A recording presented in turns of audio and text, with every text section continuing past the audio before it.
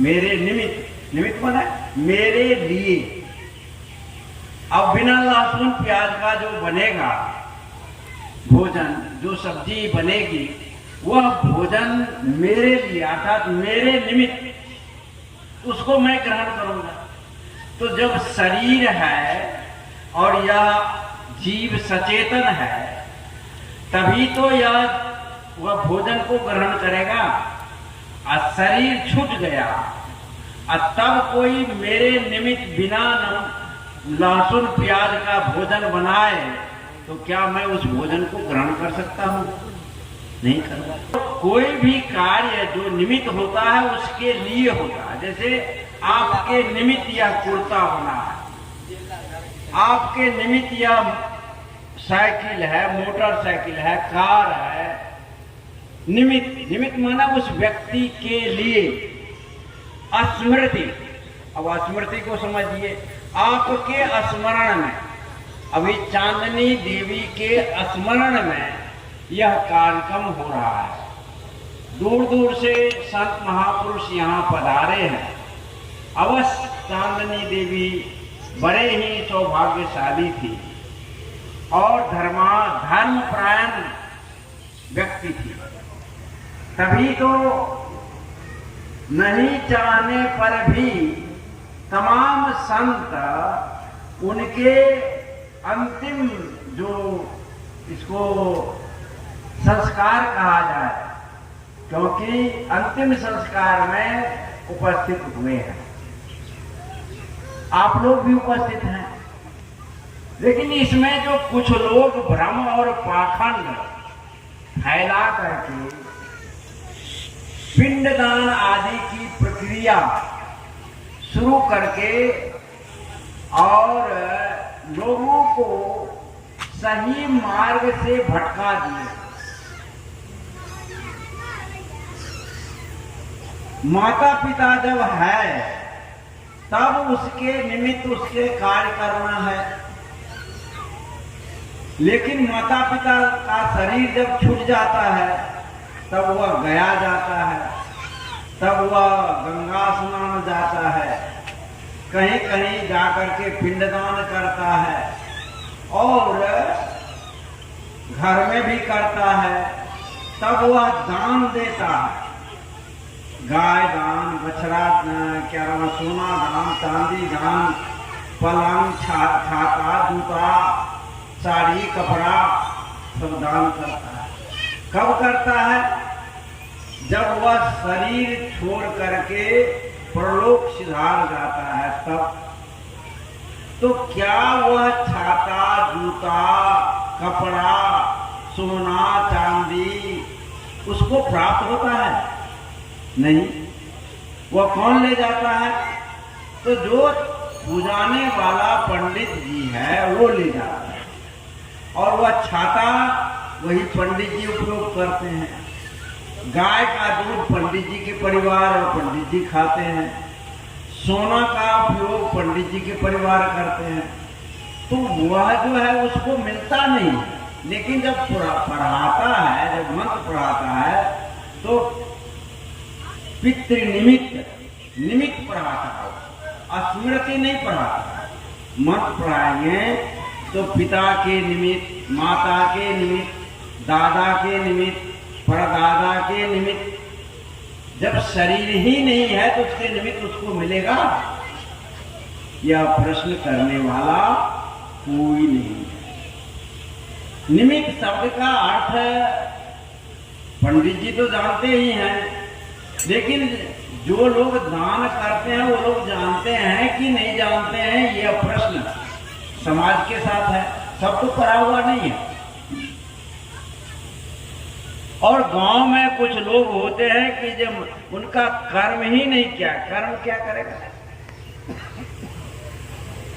स्वयं कर्म करोत्य आत्मा स्वयं तत्फल मुष्णते, स्वयं भ्रमति संसारे स्वयं तस्माद् विमुच्यते।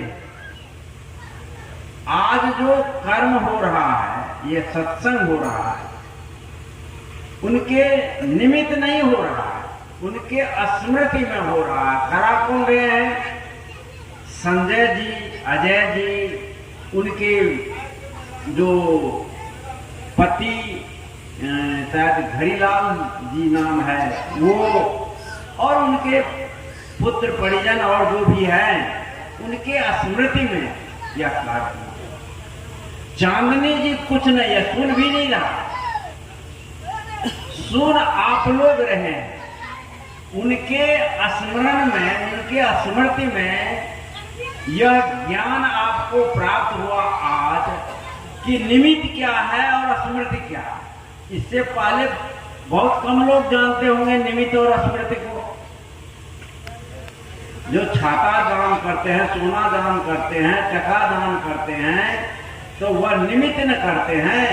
कहते हैं कि पंडित जी कहेंगे कि आप फिर से माँ आएगी, दान करो, तो चावल का पिट्ठा का पिंड बनाता है, उसमें आंख मुंह बना देता है सुपारी और मखान वगैरह दे करके, और उस पर आपको कपड़ा, सोना, चांदी सब दान करो। तो ये जो है, और वो लेता कौन है? पंडित जी। तो इस बात को आप जानते थे या न जानते थे? निमित्त, निमित्त माने वह जब शरीर रहे तब श्राद्ध निमित्त होता है, स्मृति में नहीं। सुनिए, श्राद्ध कर्म, संपिंडन कर्म निमित्त होता है, स्मृति नहीं। इसलिए पंडित जी निमित्त पढ़ाते हैं, लेकिन पंडित जी उस भेद को नहीं बताते। जिस श्राद्ध जो है माता पिता के निमित्त कैसे करेंगे? श्रद्धायाम दीयते जह सहस्त्रार्थ, श्रद्धायाम, श्रद्धा से जो आप देते हैं, अर्पण करते हैं, वह श्राद्ध कहलाता है। तो माता पिता को आप श्रद्धा से मरणोपरांत आप क्या देंगे? माता को प्यास लगी है, अब उस समय आप पानी को माता जी को दिए नहीं। जिस समय प्यास लगी उस समय आप पानी नहीं दिए, उस समय आप पटुआ के खेत में पटुआ कमा रहे थे, या अररिया में कोई सामान खरीद बिक्री कर रहे थे, अब माता जी यहाँ प्यासी थी, उस समय तो आप पानी दिए नहीं। जब शरीर छूट गया तो आप बैजनाथ धाम में जाकर के पानी चढ़ाते, माता जी को पानी मिलेगा नहीं। जिस समय माता जी को प्यास लगी थी उस समय यदि आप पानी देते, सच्चा वह सच्ची सेवा होगी, वही सही श्राद्ध होगा, क्योंकि श्रद्धा पूर्वक खुला है। ये नहीं कि माता जी बीमार है, पानी मांगे के पी न ले, नहीं कहते। अरे आप पिलाओ, बड़ी सौभाग्य की बात, क्योंकि माता के ऋण से, पितृ के ऋण से उसके संतान कभी उड़ेल नहीं हो सकता। इसलिए हमारे ऋषि ने कहा, मातृदेवो भव, पितृदेवो भव, आचार्य देवो भव। पहली जो पूजा किसकी? माता की, क्योंकि माँ ही 9 महीना गर्भ में रख करके बच्चा को बाहर जीवन देती है, तो बाहर आता है 9 महीना पेट में, तब वह कितने कष्ट सह करके अपने गीले कपड़ा में रहती है और बच्चा को सूखे कपड़ा में सुलाती। एक एक सांस बच्चे के लिए मां की समर्पित होती है। क्या वह बेटा, वह बेटी उस मां के मूल्य को समझा? परसों मैं बबुआ साहब का शरीर छूट गया, चंदा में अंतिम कार्यक्रम था, मैं गया था। एक भक्त जी आए, उसको शायद 3 की 4 बेटी ही है, बेटा नहीं। कहा बाबा एक बेटी ये जो है यही सेवा करती है और 2 बेटी क्या की है, सेवा नहीं की, मार मार करके हमसे जमीन निकाल दिया। बदमाश को बुला करके बाप को मरवाया, वो बेटी है। दामाद भी वैसा ही होगा, मरवाया और जमीन को लिखवाया, जितना हिस्सा हमारा हो हमको लिख दो। रो रहा, चलिए जाने तो 2 बेटी नहीं कर रही, 1 बेटी सेवा कर रही है, काफी है। तो मतलब यह है, अब वो आदमी बताओ हम जीना नहीं चाहते, क्यों? उसके हृदय को दुखा दिया। जिस संतान के लिए वह उतना कष्ट सहा, वह संतान उसको मर रहा। किसके लिए? क्या वो श्राद्ध कराएगा? क्या श्राद्ध मतलब?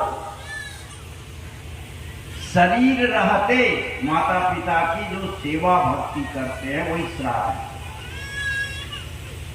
चाणक्य दर्पण नाम की पुस्तक है, आप उसमें पढ़िएगा।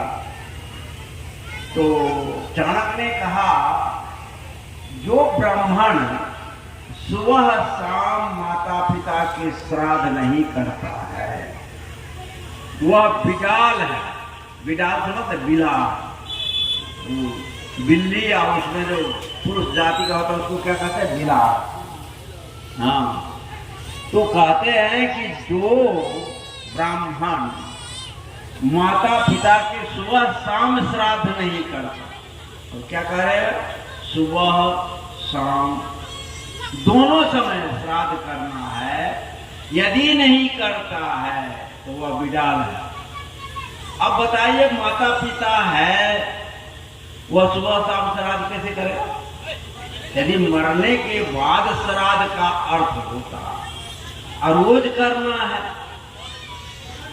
नहीं तो वो बिलाड़ है, आदमी भी नहीं है।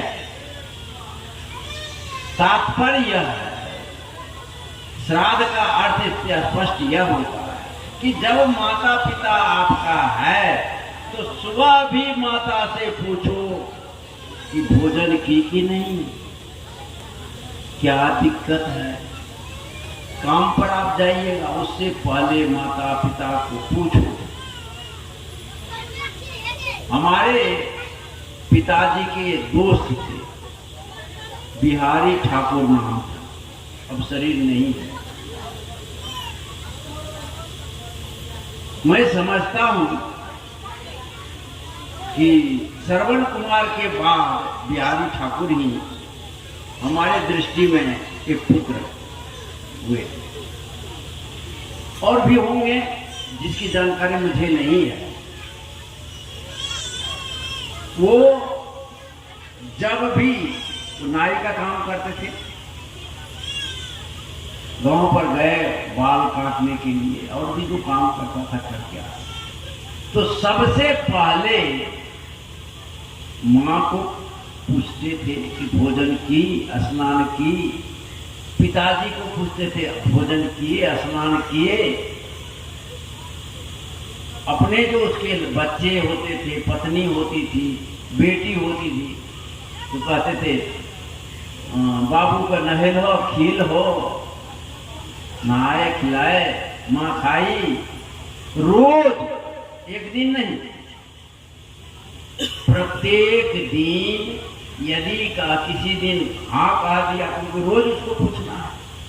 ये नहीं कि आज पूछा कल नहीं पूछे, सुने, रोज पूछते थे। और जब तक माता पिता को खिलाते नहीं थे नहीं खाते।